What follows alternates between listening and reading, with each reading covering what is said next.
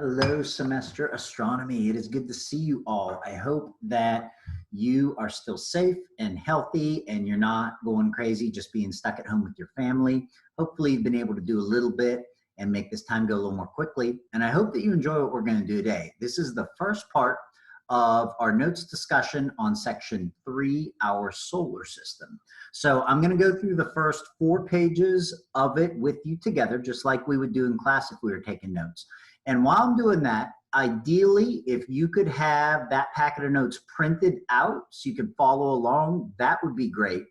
Or if printer ink is too expensive for your family at home or you don't have any right now, please just do follow along because on my screen, I'm going to show you the PDF. Now, after we get through this towards the end, there are going to be 10 questions that I'm going to ask you, and you're going to be able to switch over to the quiz on Google Classroom, and you can answer the questions there. And I've designed it so that you can only see the questions here. I'm going to ask them to you, and locked mode is not on, so you're going to be able to switch back and forth between the two, and you're welcome to use these notes to help you answer the questions. So let's go ahead and get started. I'll try to go as quickly as I can through these first couple pages here, and we'll hopefully share some good stories along the way. All right.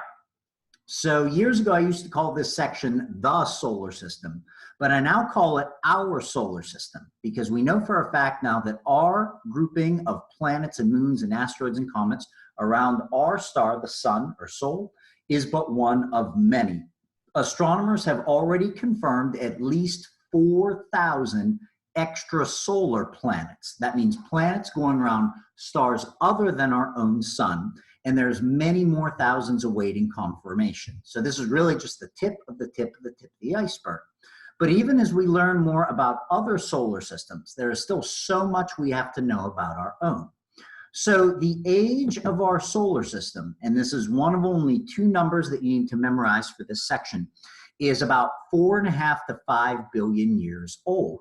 That might surprise you because back in section 1, we learned that the entire universe from the Big Bang, kaboom, forward, is about 13.7 billion years. So what this means is we think at least a good 8 billion years elapsed in the history of the universe before our solar system even began to form. Think back in your textbooks to the very beginning of the year. We opened up the inside cover and we had that football field timeline showing the history of the universe. If the entire history of our universe were really squished down onto a football field, our solar system does not even begin forming until we cross the 50-yard line and we're somewhere between the 35 and 30-yard line on our side of the field. So we have been here, even our whole solar system, a relatively short amount of time. The other number that you need to know is how many planets are in our solar system. Ever since Pluto was demoted from planethood, which we're going to see was very, very contentious when it went down, there are officially 8 planets in our solar system, but astronomers are on the hunt for an official planet 9, which they think would be many, many times bigger than Pluto, lurking in the outermost reaches of our solar system. You can see we have many, many moons, probably well over 160 now. The first nebulous gray area comes up with size. Probably when you first learn about the solar system in elementary school, your teacher keeps it very simple. And they basically say Pluto is the edge of the solar system. But it gets a little bit more complicated than that. You might remember this term here from section 1, AU, that stood for astronomical unit. So 1 AU is the distance from the sun to the earth. This distance is about 93 million miles. And they're very handy when it comes to our solar system. For example, if I told you that Pluto was about 3,600,000,000 miles away, that's such a big distance you almost can't visualize it in your head. But if we say that Pluto is 40 AUs away, you can think to yourself, okay, so Pluto is about 40 times farther away from the sun than the Earth is. So if you could actually stand on Pluto without immediately freezing solid, the sun would look 40 times smaller on the sky.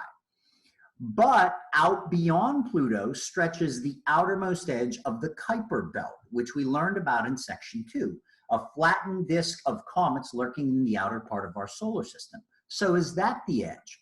Well, if we more than double that distance, we hit the minor planets of Sedna and Eris on very long elliptical orbits. Their discovery was part of the reason that Pluto was demoted from planethood. They also orbit the sun, so is that the edge? And finally, if we stretch the whole way out to 50,000 AUs, this is now actually over 1 light year away from the sun, we hit the theoretical edge of what is called the Oort cloud, which is a hypothesized shell of comets that surrounds our entire solar system. So is that the edge? So our solar system extends much farther out than just Pluto. So where did our solar system come from? One of the most missed questions on the individual exam is, I will put the choices and I always have Big Bang Theory on there. Students see it, they remember it from an earlier section, boom, they go right for it, Big Bang Theory. But remember, friends, the Big Bang was the origin of our entire universe around 13.7 billion years ago. The idea for our solar system, you can see, is called the solar nebula hypothesis. Isn't it kind of interesting if you think about Big Bang Theory, solar nebula hypothesis? We're actually a little more certain with the origin of our entire universe versus our individual solar system. But here's the general idea. Around 4.5 to 5 billion years ago, there was an enormous swirling cloud of gas and dust. A large part of it started to congeal and coalesce at the center. In fact, over time, 99% of that material worked its way into the center, and that became the sun. The remaining 1% formed everything else we currently see in the solar system: planets, moons, asteroids, and comets. The heavier material at the center became known as the terrestrial planets. So the root word here is terra, which in Latin means earth. So these, everybody, are the Earth-like worlds. Not that they have life on them like the Earth, or even that they have liquid water oceans like the Earth, but they are small and rocky like the Earth. Some people assume that's because the rock worked its way into the center because it was more massive, but astronomers lean towards the idea that this close to the sun, it was so hot that it was impossible for liquids or gases to condense in big balls. The only thing that actually could were these balls of rocks. So notice their symbols here. We saw them earlier in the semester on the benchmark. Then, lurking quietly in the frigid outer reaches of the solar system, we have the gas giant Jovian worlds: Jupiter, Saturn, Uranus, and Neptune. They are named for the Roman god Jove, which would be the equivalent of the Greek Zeus, and they are much, much more massive than the terrestrial worlds. They lurk out this far because this is the only place that it would be cool enough temperature-wise for gas to actually coalesce into these large spheres. Finally, our potpourri group would be the dwarf planets, or the Plutoids, or the Plutinos, or the minor planets. This group was officially added when Pluto was demoted from planethood back in 2006. Most of the objects lurk very, very far from the sun, but it does include at least one large object that's actually quite close to us. It's the largest asteroid in the asteroid belt, called Ceres, and you can see that symbol right here. That's the first symbol that we have not yet had this year. So these are no longer considered official planets. They do have to be rounded in shape. Ceres, despite being an asteroid, is actually rounded like a moon, but not large enough to clear their entire area of debris. So that's the distinction between a large object versus a small planet. So let's get on to some of the planets. For each one of these planets, you can see I'm going to give you a little gray box, a data file, and you don't have to actually memorize any of these numbers, but I could ask you questions from them eventually. So for example, you would never have to memorize that Mercury is the smallest planet. I'm sorry, you would never have to memorize that Mercury's diameter is 4,878 kilometers. But if I asked you what's the smallest planet, you would then have to say Mercury. Now, I didn't edit these notes. In class, I always keep this part here because I like to have students cross it out with an X to remind them that Mercury is now the smallest planet since Pluto's demotion. So if you did print out these notes at home, at this point, please cross out the ordinal of second to remind you that Mercury is the smallest world. Based on what we know about gravity from Isaac Newton through Albert Einstein, the closer you are to an object of a large gravitational pull, the faster you're going to orbit. And that is certainly true here for Mercury. It has our shortest or our fastest revolution in the entire solar system. So a quick review. Remember, rotation is spinning on axis. That means day. Our days on Earth are 24 hours long. Revolution means orbiting about the sun, and that makes up our year. A year on Earth is about 365 days long.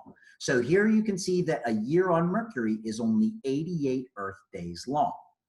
The extreme that we have on Mercury, not only is it the smallest planet, not only does it have the fastest orbit, but it actually has the largest temperature fluctuations in the solar system. If you do some ballpark math right here, you can see in a given day on Mercury, the temperature can fluctuate by as much as 1100 degrees Fahrenheit. And that's because, unlike Venus and Earth, Mercury does not really have a thick blanket of gas or atmosphere to keep the heat in. So it gets baked by the sun on the daytime side, but then as it rotates to night, most of that heat escapes away and it drops well below zero. Mercury orbits the sun in a very odd way. It's called a 3-2 spin orbit resonance, which basically just means Mercury rotates 3 times for every 2 times it revolves around the sun. So what that means in layman's terms is a year on Mercury is only a day and a half long. Now that sounds odd to you. Just wait till we get to Venus, because Venus is even odder. So no offense to Mercury, but overall it is somewhat of a boring little world. We believe it's been geologically dead for over 4 billion years. And what that means, everybody, is there's no longer any heat at Mercury's core. And you might think to yourself, well, why is that a big deal? Without heat, we can't drive a lot of the processes that make Earth so fascinating, like volcanism, earthquakes, plate tectonics. As far as we know, all of that is absent on Mercury. We do have 2 interesting features. You can see them here in bold, so they're vocab terms that you need to know. Mercury is home to the biggest crater in the solar system. It is called the Caloris Basin. It is so big that it covers about 1/4 of Mercury's diameter.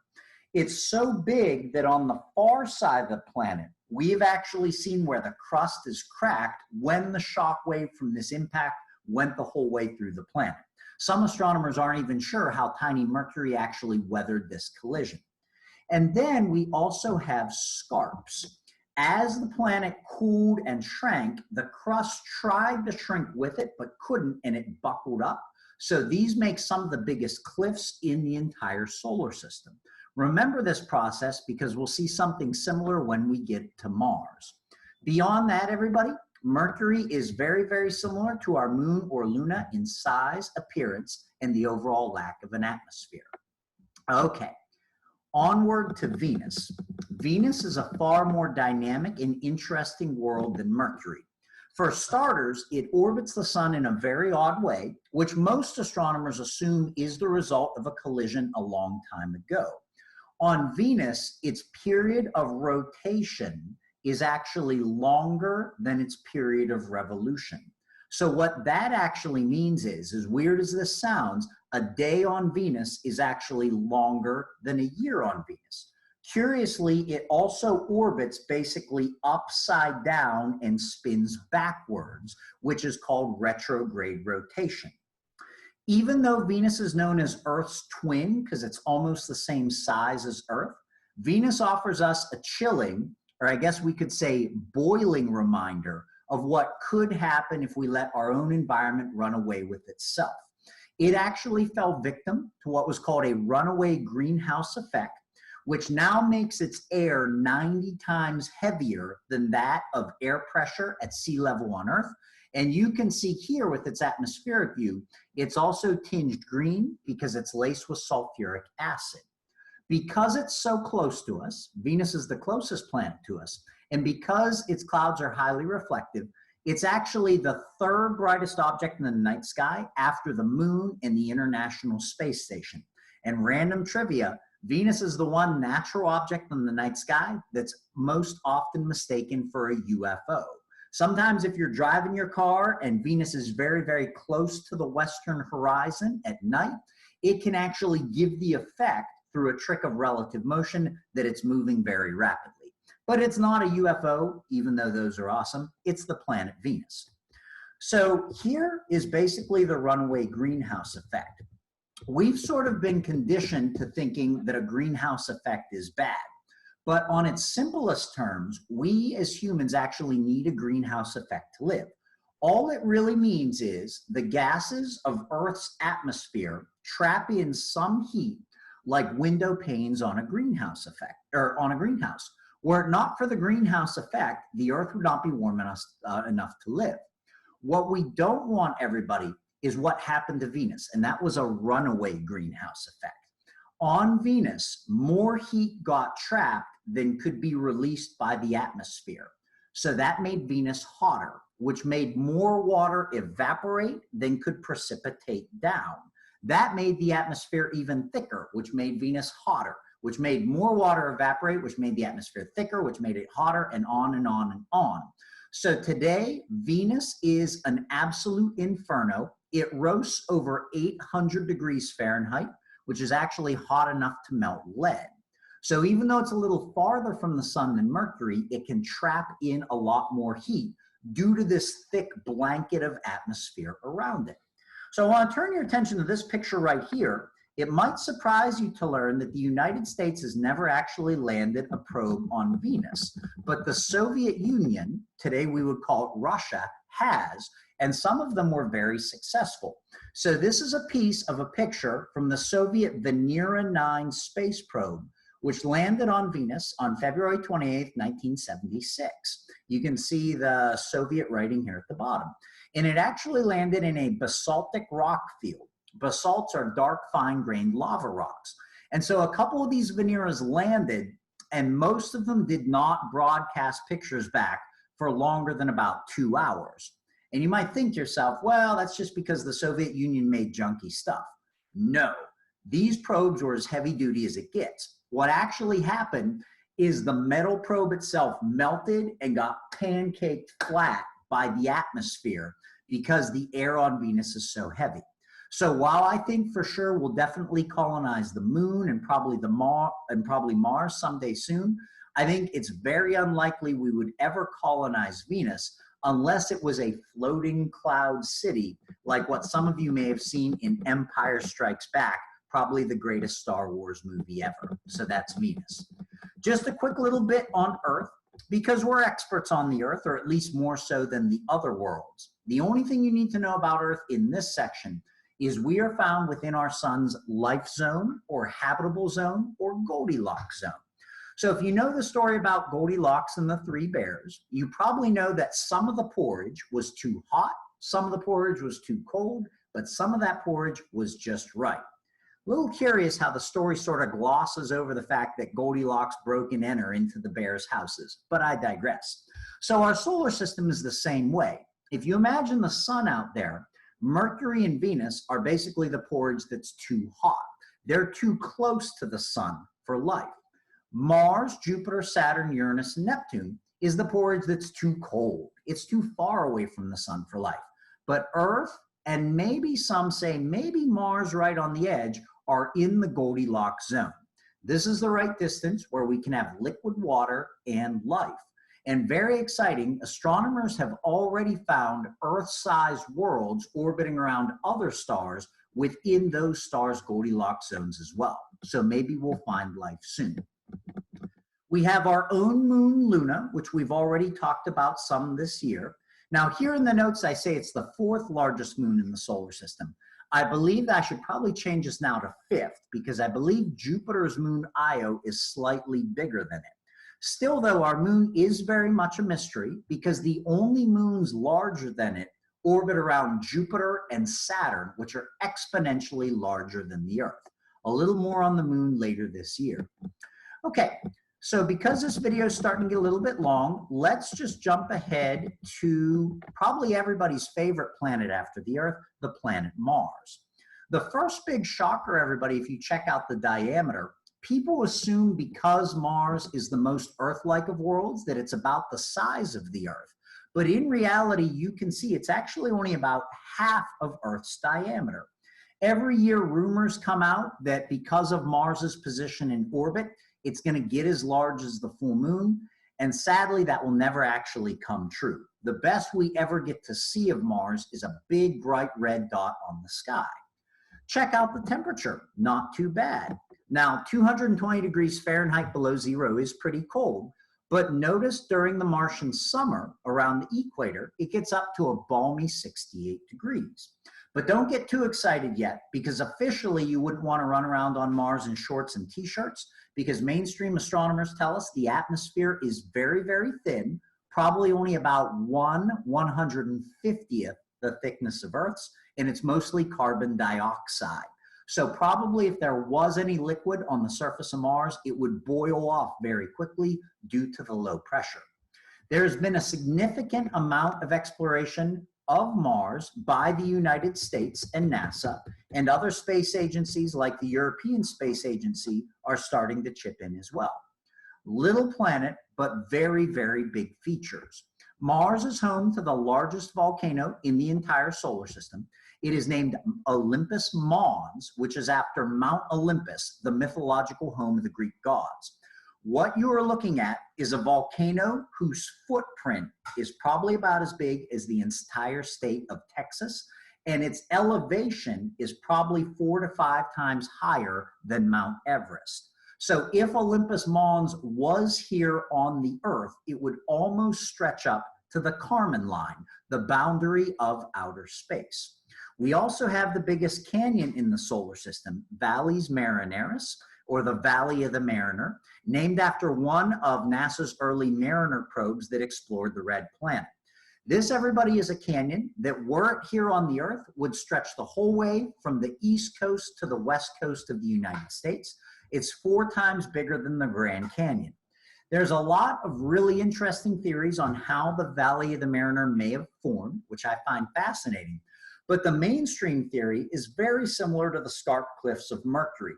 As Mars tried to cool and shrink, the crust couldn't shrink with it, so it buckled open in this massive gash called the Valley of the Mariner. Beyond that, despite its diminutive size, Mars is very similar to the Earth. Both Earth and Mars have polar ice caps at their north and south pole. We used to think that Mars's polar ice caps were mostly dry ice or frozen carbon dioxide, but they now think the larger northern polar ice cap might actually be mostly frozen water ice, which would be an invaluable resource to Mars colonists someday. Like Earth, Mars has a very similar tilt on its axis, so it actually has 4 seasons, just like we do here on Earth. In fact, even through large ground-based telescopes, astronomers can actually watch the polar ice caps grow during the wintertime and shrink during the summertime. Astronomers are almost entirely convinced now that Mars did have liquid water on its surface at one time, and it might still have permafrost, frozen water right underneath the surface, which could actually melt at certain times during the year. There's always been a big controversy about life on Mars, and I find it very fascinating myself. What you see in this picture might be the closest we've had so far to confirmed life on Earth. This is actually an electron microscope photograph of the inside of a Martian meteorite that was found here on Earth with the easy to remember name ALH 84001.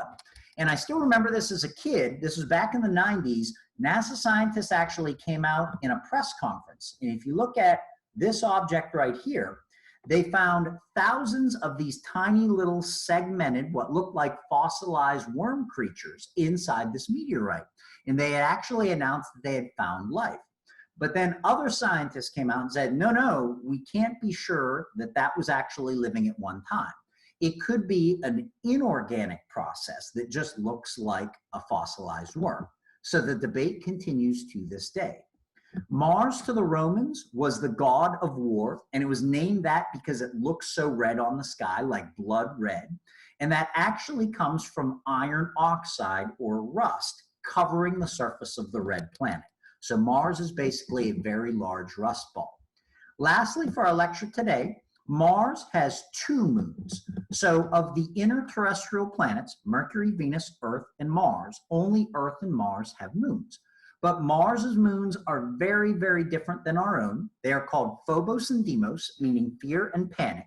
And we believe they are 2 captured asteroids. So they are asteroids that at one point got too close to Mars, and then it sucked them in with its gravitational pull. Phobos is the closer of the 2. It is known for this very large crater on its surface. And the kind of wild thing about Phobos is eventually it is going to collide with the red planet. So for future Mars colonists, this will be a major obstacle.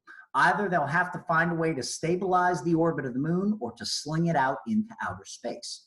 The Soviet Union has always been very interested in these asteroid moons, but every time they try to land a probe on Phobos, something rather mysterious happens.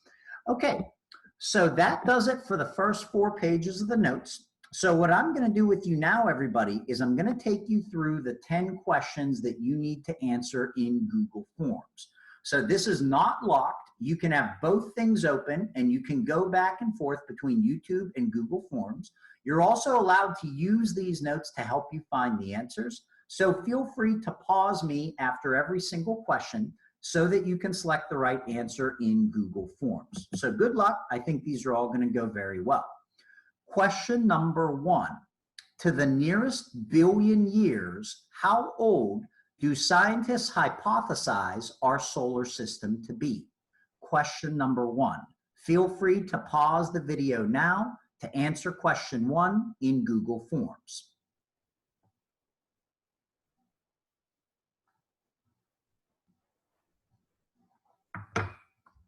Question 2. What is the name of the most accepted idea on how our solar system began? Keep in mind, we're talking about our solar system, not the universe on the whole. Question number 2.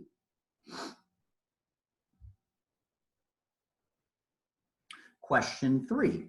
Our solar system is comprised of tiny rocky terrestrial worlds huddled close to the sun for warmth, and large gaseous blanks spaced far apart in the frigid outer reaches of our solar system.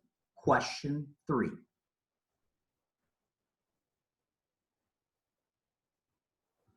Question 4. This smallest planet of the solar system is also closest to the sun and has the fastest revolution or year. Don't forget in the notes, I did ask you to X out where it said second smallest. Ever since 2006, this is now the smallest planet. Question 4. Question 5, a little bit of vocabulary. This is the largest surface feature on Mercury, a massive impact crater covering 1/4 of its diameter. Question 5.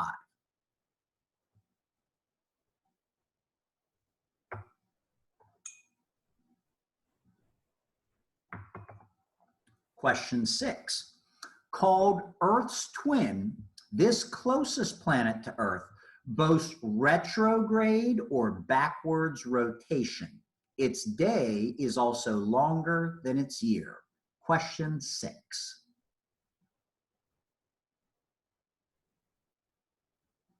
Question 7. Venus was once very much like Earth until it fell victim to a nasty blank, blank, blank. Question 7.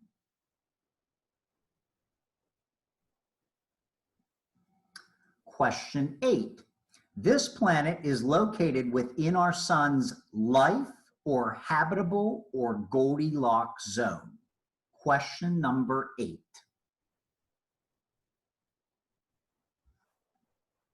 Question 9. This planet is home to Olympus Mons, Valles Marineris, and 2 captured asteroid moons. Question 9.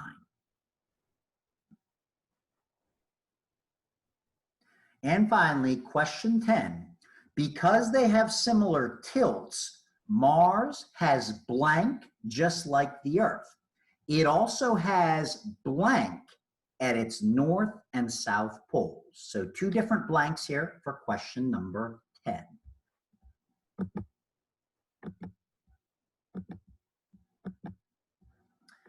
All right, astronomy friends, that just about does it. Thank you so much for listening to my lecture on the first 4 pages of section 3, our solar system.